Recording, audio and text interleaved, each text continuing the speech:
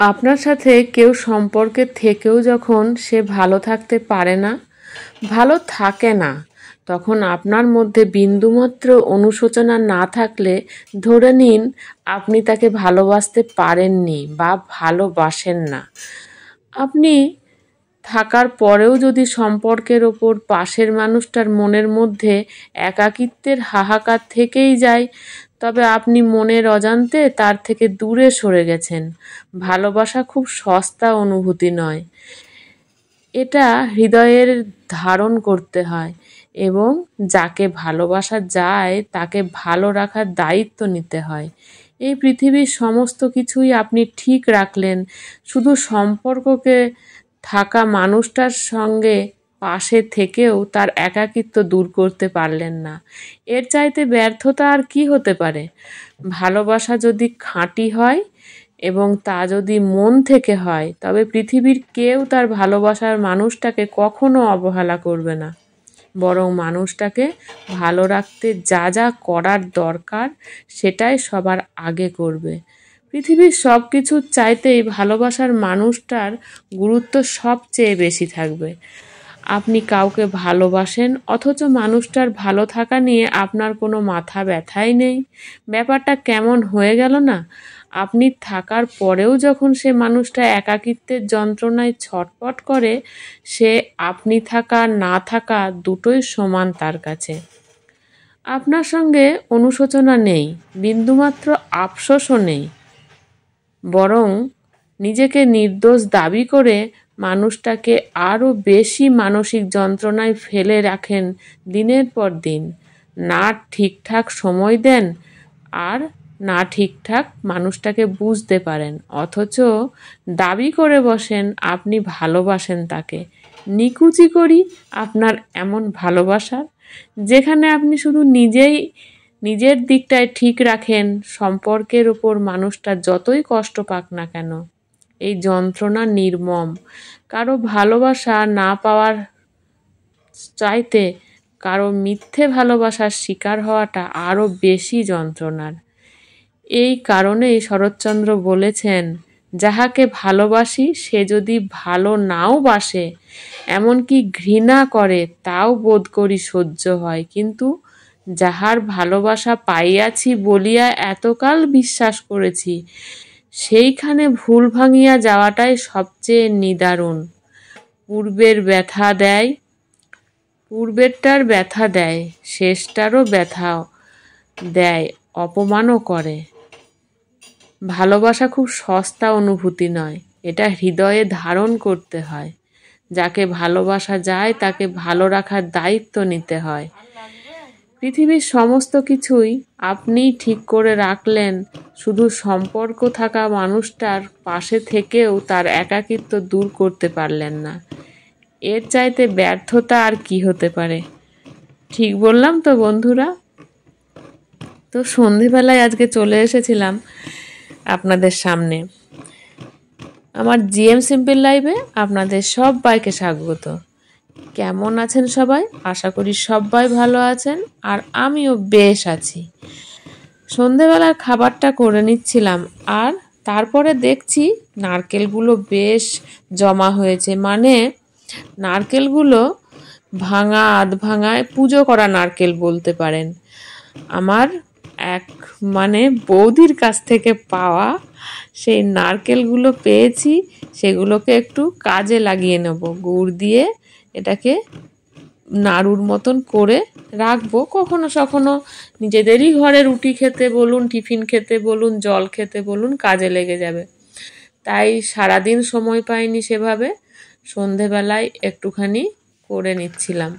এইভাবেই করে নিলে বেশ ভালোই হয়। বাইরের থেকে সবসময় মিষ্টি না কিনে আনলে এটাতেও চলে যায়। তো এই হচ্ছে ব্যাপার। আর চলুন বন্ধুরা, আজকের ভিডিওটা এইরকমভাবেই রাত্রিবেলায় সেরে দেবো। মন ভালো থাকে কখনো কখনো, আবার কখনো মনটা ভালো থাকেও না। মন ভালো না থাকলে তখন বেশি করে মনে হয় কাজ করি, কাজের মধ্যে ডুবে থাকি, আর ওই কষ্টগুলো দুঃখগুলো সবগুলোকে ভুলে থাকার চেষ্টা করি। তো এই এইসব ভুলে থাকতে থাকতে ভালো ভালো বেশ কতকগুলো ফোন এসেছিল বন্ধুরা। এত ভালো ফোন, মানে ফোনে খবর আর কি, যে খবরগুলো শুনতে পেয়ে নিজেরই মনটা ভালো হয়ে গেল। তাই ভাবলাম ভগবান যেমন একদিক থেকে দুঃখ দেয়, কষ্ট দেয়, মন খারাপের বোঝা বাড়িয়ে দেয়, আবার আর এক দিক থেকে না মনকে ভালো করার জন্য ভগবানই সব কিছুকে তৈরি করে দেয়। এই যে ফোনগুলো এসেছিল, আপনাদেরকে পরে হয়তো অন্য কোনো সময় শেয়ার করব, এখন শেয়ার করতে পারছি না। সেই ফোনগুলো পেয়ে আমার মনটা সত্যি খুব ভালো হয়ে গেছিল। আর সেটাই ভাবছিলাম, ঈশ্বরের কৃপা না থাকলে এরকমভাবে ভালো লাগার কিছু খবর মানে কখনোই আসে না। একদিকে যেমন মন ভেঙে চুরমার হয়ে যায়, আর একদিকে ভালো খবর এসে মনটাকে শক্ত করে দেয়। তো সেই মন শক্ত করে আজকে আবার এই সব খাবার, টুকিটাকি কাজ, সন্ধেবেলায় অনেক কিছুই শুরু করে দিয়েছিলাম। তো এই দেখুন, তো মানে দুপুরবেলাকার সবজি ছিল ফুলকপি, মটরশুঁটি, আলু দিয়ে, আর এদিকে ছিল সিমাইয়ের পায়েসটা করেছিলাম সকাল দিকে, আর এদিকে এটা হচ্ছে গোপু সোনার লাড্ডু। তো সেই সব নিয়ে মিলিয়ে মিশিয়ে খেতে বসে গিয়েছিলাম। এদিকে টিভি চলছে, মা বসে আছে, মায়ের খাওয়া হয়ে গেছে। আপনাদের আগে বলেছি আমাদের 3 জন মানুষ, 3 রকম টাইমে আমরা খেতে বসি, খাই। তো ঠিকই আছে, যে যার সময় মতো খাই। এই খাবারটা সবারই শান্তি করে বসে খাবারই জিনিস, মানে খাবার জিনিস আর কি, মনের শান্তিতে একটু বসে আরাম করে খেতে হয়। তো আমিও সেই রকম করি, মা দাদা ওরাও সেই নিজের টাইম মতনই খায়, ভালোই থাকি। হাঁটতে যায়, একজনকে নতুন সঙ্গী পেয়েছি সন্ধেবেলায়, নতুন সঙ্গী। সেই সঙ্গীটাকে জানি না কোনোদিন আপনাদের সামনে আনতে পারবো কি না। তো নতুন সঙ্গী পেয়েছি, সেই নতুন সঙ্গীকে নিয়ে আমিও খুব খুশি। আপনাদেরকে কোনোদিন হয়তো শেয়ার করব সেই সঙ্গী আমার কে, আমাকে সঙ্গে নিয়ে আমার অপেক্ষায় থাকে আমাকে নিয়ে যাওয়ার জন্য। তো আগে তো একা একাই যেতাম, আপনাদেরকে সেটাও বলেছি, একাই হাঁটতে যেতাম আর একাই ঘুরে আসতাম। কিন্তু এখন সে আমাকে খুব চাই, আর আমিও তার মতন করে তাকেও সময় দিই। বেশ ভালোই কাটছে। আর এই রকমভাবে কাটলে সত্যি অনেক কিছু ভুলে থাকা যায়, মন খারাপ থেকে দূরে থাকা যায়। অনেক রকমের গল্প কথা বলতে বলতে রাস্তায় হাঁটা চলা ফেরা সব কিছুই হতে থাকে। ও কোনো সমস্যা হলে সেই সমস্যার সমাধানও হয়ে যায়।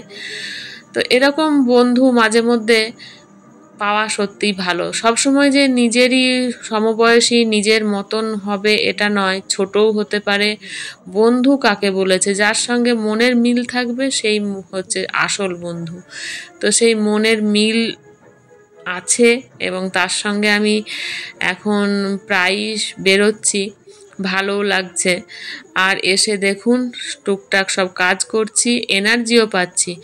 সব সময় ঘরের কাজ আর ব্যস্ততা মানে ডিউটির মধ্যে থাকলেই হবে না, নিজের জন্য কিছুটা সময়ও বার করে নেওয়া উচিত আমাদের সকলের।